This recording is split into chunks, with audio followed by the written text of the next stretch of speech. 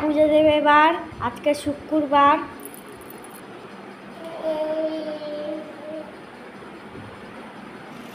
এই যে পুচকে সোনাকে চুল কাটাচ্ছি, খালি ছোটাছুটি করছে।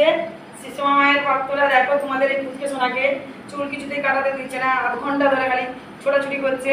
দেখতেই পাচ্ছ, একটা শর্ট ভিডিও ছেড়েছি, তোমরা প্লিজ ভিডিওতে একটু জানিও তাড়াতাড়ি। ভিডিওটা চলে গেছে, ভিডিওটা ফেলে জানিও।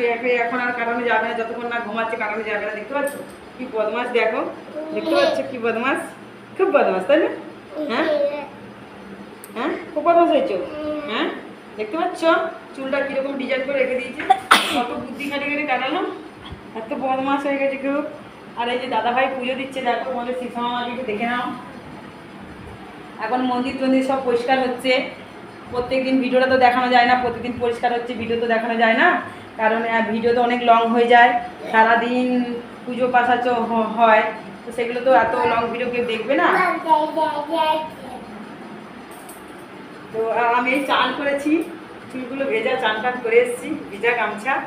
তো আমি দাদাভাই পুজো দিচ্ছে, এখন দিক ঘরের কাজ বাজগুলো আমি করি। পুজকে শোনার চুলটা কাটানো নিয়ে আমার সমস্যা। এদিকে আসো, তোমরা ভালো করে জানো আমি যখন যে ড্রেস পরে ভিডিও করি আমার অত পাপ প্যান্ট মনের মধ্যে নেই। তো যেহেতু পুজকে শোনা ছোটো বলে নাইটিটা পরতে হয় আমাকে, নাইটিটা পরে কাজ বাজ করতেও সুবিধা হয়। আর ছোটো বাচ্চা বুঝতে পারছো নাইটিটা কেন মানুষ পরে বেশি, সামনের দিকে বোতাম সিস্টেম আছে, তো করেছি আমি, দেখতে পাচ্ছ। তোমাদের শ্যামাকে দেখে নাও। আর এই পুজকে শোনাকে কী করবো একটু বলো। এই যে মন্দির পরিষ্কার হচ্ছে, দেখতে পাচ্ছ মন্দিরটা পরিষ্কার করা হচ্ছে, মন্দির পরিষ্কার করা হচ্ছে।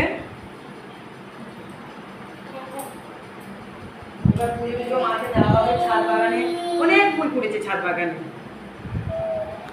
বাগানে অনেক ফুল ফুটেছে। ছাদ বাগান থেকে ফুলগুলো সব তুলে আনা হবে।